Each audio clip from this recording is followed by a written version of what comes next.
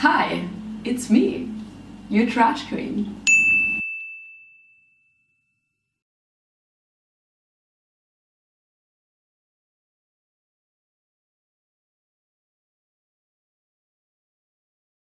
But today with a video, I would say isn't very trashy at all, because I've done some research actually. Well, research, it's about what I'm doing.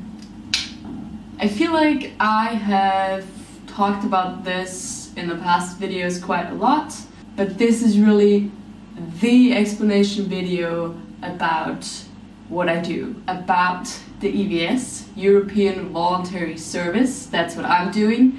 As of 2019, I think, now it's called ESC, European Solidarity Corps. Do not ask me why it has changed names, I don't know. It's pretty much exactly the same thing. So what is this European Solidarity Corps, or as I have known it as European Voluntary Service, which for me is a bit less confusing and a bit more obvious what it is, but now, okay, European Solidarity Corps. If you want to hear an explanation from someone who actually does it, for me it pretty much means just a once-in-a-lifetime opportunity for young people from 18 to 30 to go abroad, work as a volunteer, and get a lot of new experiences.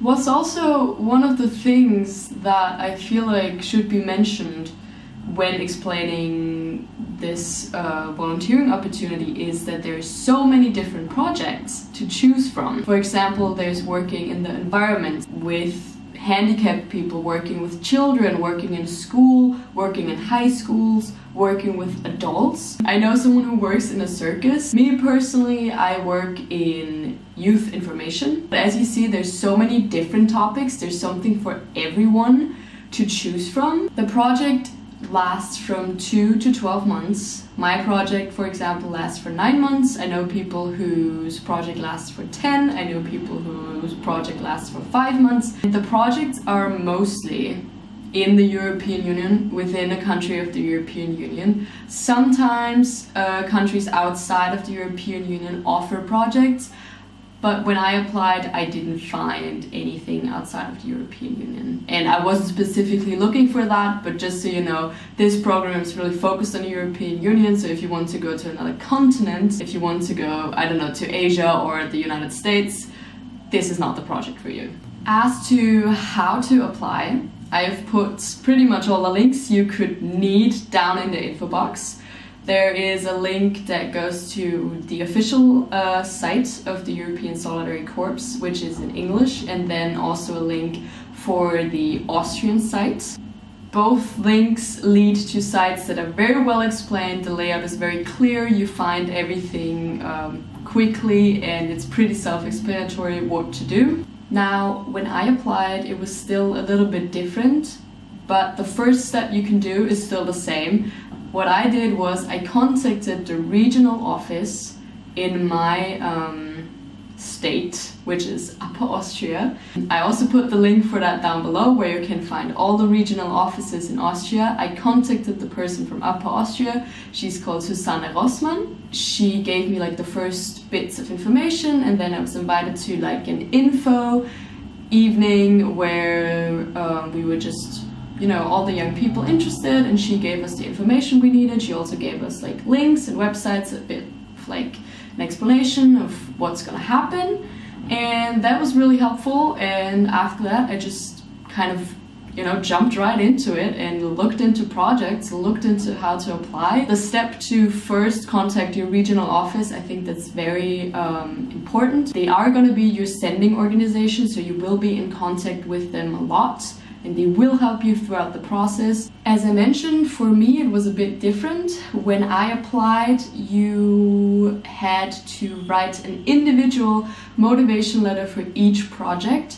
Now that's different. You go to the website I linked down below, European Solidarity Corps, then you sign up, you get a profile, and after that you can edit your profile, which means you put in your name, your birthday, the date when you're available, I don't know, for example, from October to June or whatever. And then within your personal profile, there's a section where it says, why do you want to volunteer with the European Solidarity Corps? Don't exaggerate your motivation, because in the end, it will backfire on you.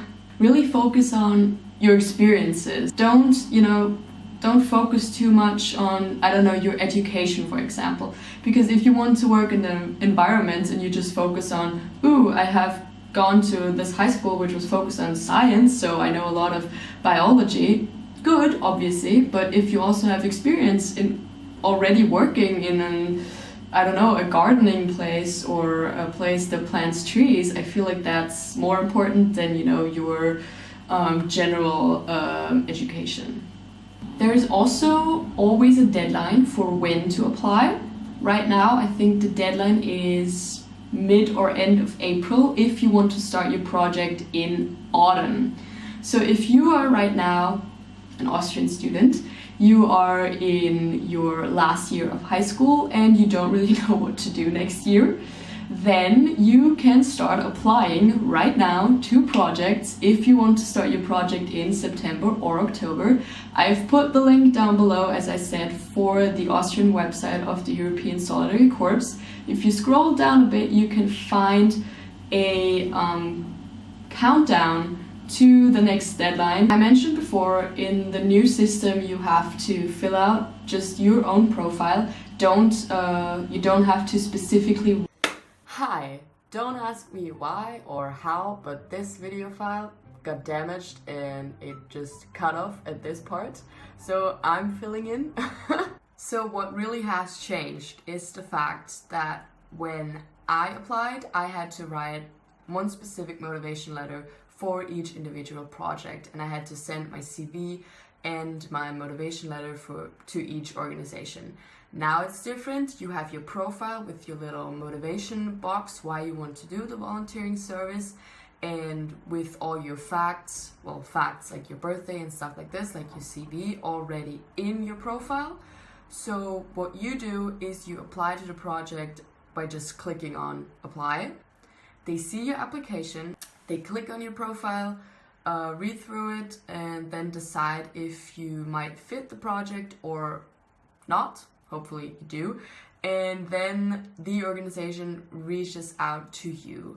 When they reach out to you, they probably want to know a bit more about you and really get to know why you chose this project. So they might want to schedule an interview, either, over the phone or a Skype interview, just to see if you really are suitable for the project. I hope this makes sense, what I just said, because now looking back at the video afterwards is a bit difficult, but I think I got the main part across that has changed. I also recommend applying to as many projects as you can, because I remember I think I applied to about 12 projects and I got rejected 10 times. Don't give up and try to really apply to as many projects as possible. After your interview or your phone call or whatever you have with the organization that's gonna host you, you pretty much, for me it was like this. We had the Skype interview and she was like, okay, I'm gonna come back to you. And I think it was like not even a week after she told me, okay, we're gonna take you, because there was like one other girl, they had an interview with her too, and they had to, reflect on who they liked more, and then they liked me better. Create your profile, apply to as many projects as possible, wait for them to come back to you, have an interview, and then if you're lucky, you're good to go.